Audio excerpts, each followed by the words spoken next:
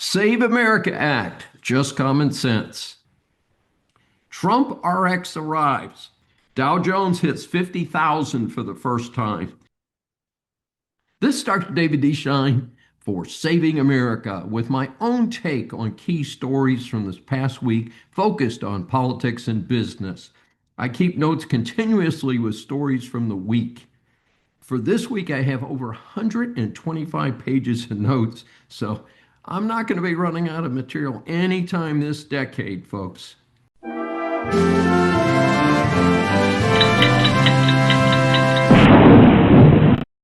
Save Act, just common sense.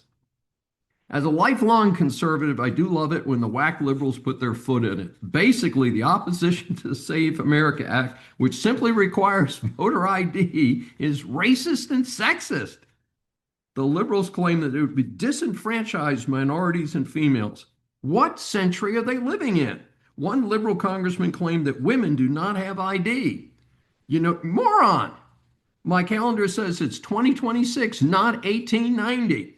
And don't get me started on race. Now, one liberal that I know, after realizing that race is a no-go, is now claiming that it would hurt the poor whites in Appalachia.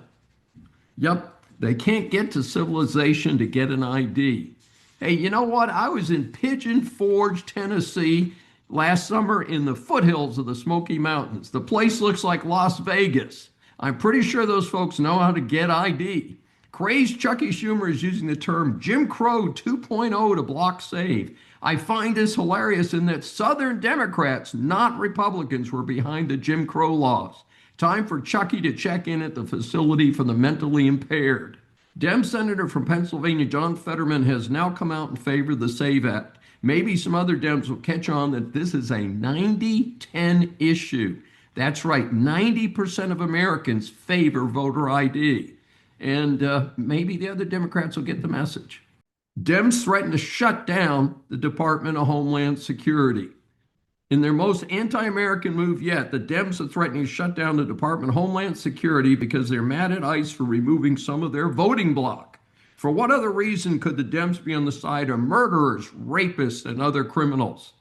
The humor of the situation is Trump already agreed to add body cameras, and Tom Homan already announced he was pulling 700 ICE agents out of Minneapolis. Further, ICE has a couple years of dedicated funding. The DHS, on the other hand, includes FEMA and TSA.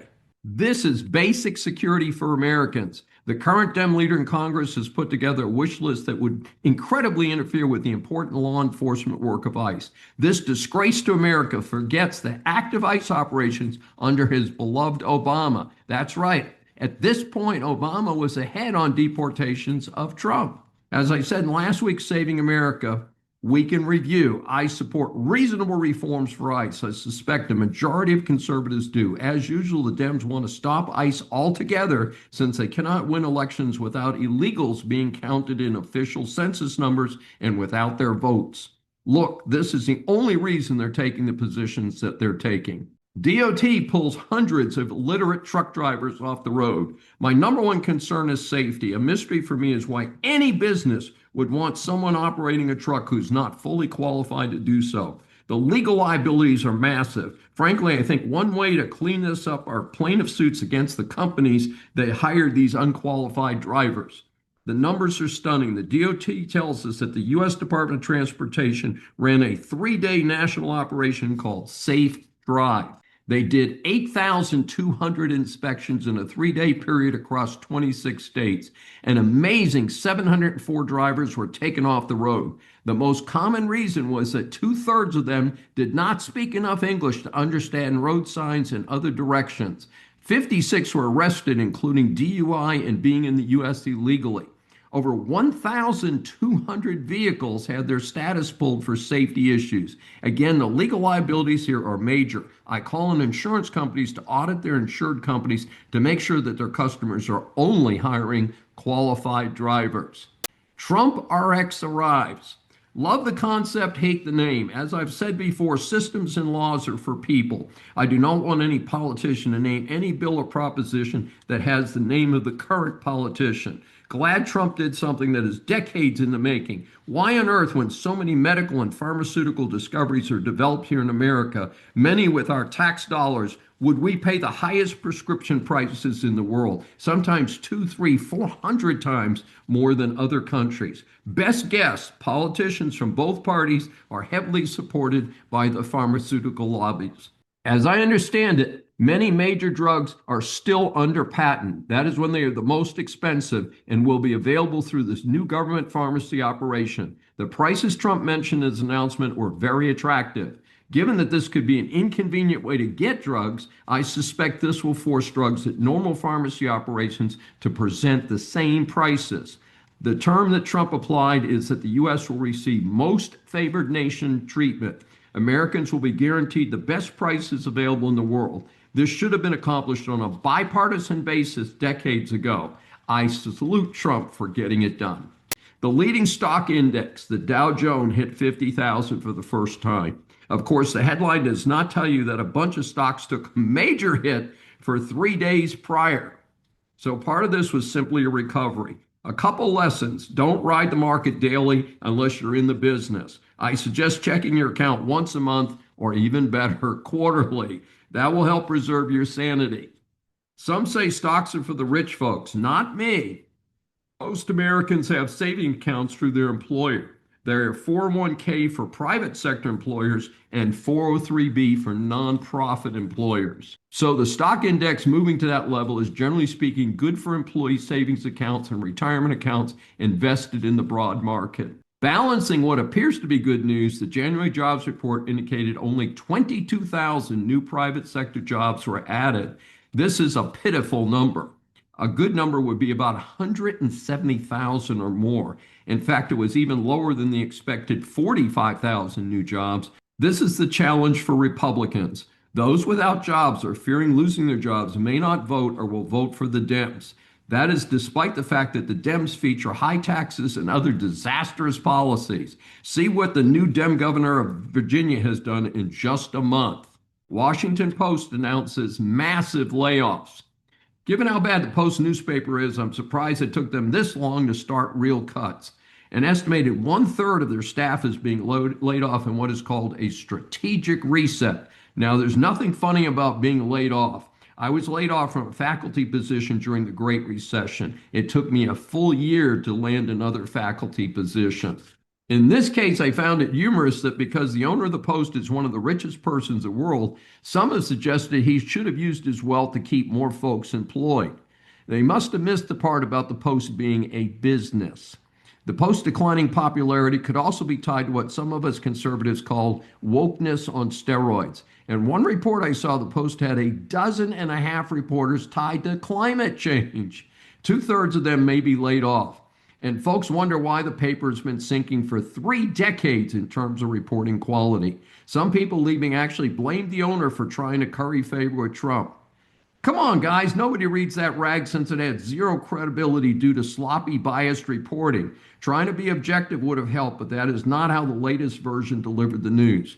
I heard that the birds refused to have the Post line the bottoms of their cages. Another disturbing report of federal waste. U.S. Senator Joni Ernst, a Republican from Iowa, announced that dumping vacant or underused Fed properties could save $3 billion in deferred maintenance and $100 million a year in operating costs. Ernst has introduced legislation to expedite the dumping of these properties. Her bill is the Disposing of Inactive Structures and Properties by Offering for Sale and Lease Act. That's right, the acronym is the Disposal Act. She is heading up the DOGE effort in the Senate. We've not heard much about DOGE since Musk left last May, but this must continue to be a priority in our government. As I say, cut, cut, cut. In a sign of the times, one of the earliest stalwarts in the American pizza business said it will close 250 out of its 6,000 locations. Pizza Hut is owned by Yum Brands, which also owns Taco Bell and KFC. The pizza operation was a laggard, but the company reported good performance for its other 2 brands. Yum Brands even indicated it was considering the sale of the Venerable Pizza operation. In contrast, its KFC brand opened its 30,000th location worldwide. As someone who does not eat at any of the three chains, all I can say is I'm fascinated at what does well and does not do well in this market. My favorite pizza comes frozen at the supermarket where there are numerous quality options these days. State Senate race in Texas goes to a Dem. A common story since late last year is the Dems continue to win races despite Trump's big win in November of 2024. The latest is a Texas state Senate race that will be up for election again before the Texas legislature convenes again in 2027. That's right, it means the person will never actually vote for anything. Democrat Taylor Remmett won by 14 points in a supposedly red district near Fort Worth. Trump won that district by 17, so this is a 31-point flip. The one thing is that GOP voters simply did not turn out.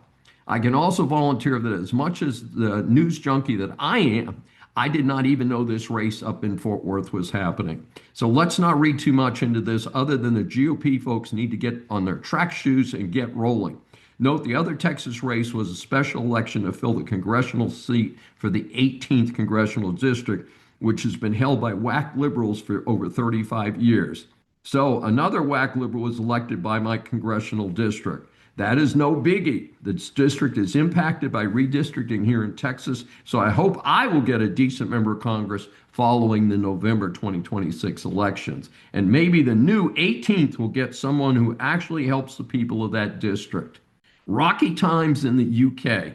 Morgan McSweeney, Chief of Staff to UK Prime Minister Keir Starmer, resigned and said he was responsible for Peter Mandelson's appointment as ambassador to the United States in 2024. The reason that Mendelsohn is reportedly embroiled in the Epstein scandal that seems to be hitting high gear in Europe right now.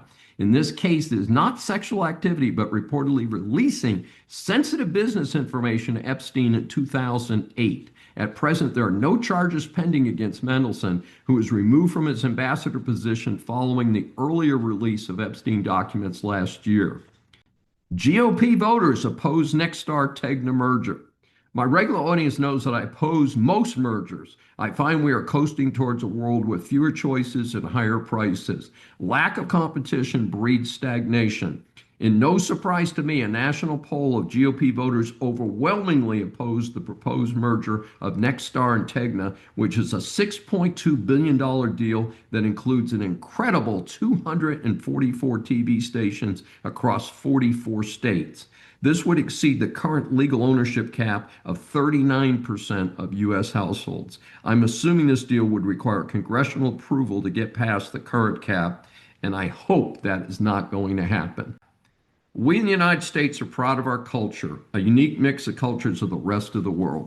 Over the last couple of years, stories have flooded in with negative reports about the loss of traditional cultures in UK, France, and Germany, especially as they have been inundated with immigrants who are not assimilating into the culture of their welcoming countries. In fact, they are aggressively promoting the adoption of their home countries in their new countries. A cautionary tale comes from Italy. I visited Italy several times over the years. It is a fascinating place with various regional cultures. A report from a European news service indicated there's been a challenge to a new delicatessen in the city of Padua.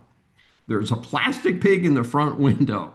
Yes, I saw a picture of it, and there's a plastic pig about life size standing inside the front window of the business.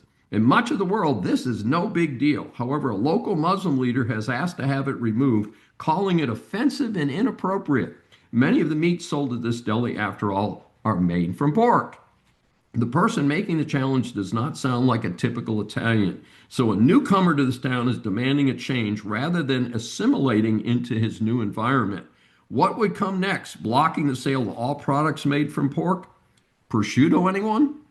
I would suggest this fellow might want to consider his choice of living occasions if he finds the plastic pig offensive. This is Dr. David D. Schein. Thanks for joining me for this special edition of Saving America. Remember, a new Saving America show is aired on the Brushwood Media Network every Saturday at 11 a.m. Eastern Time.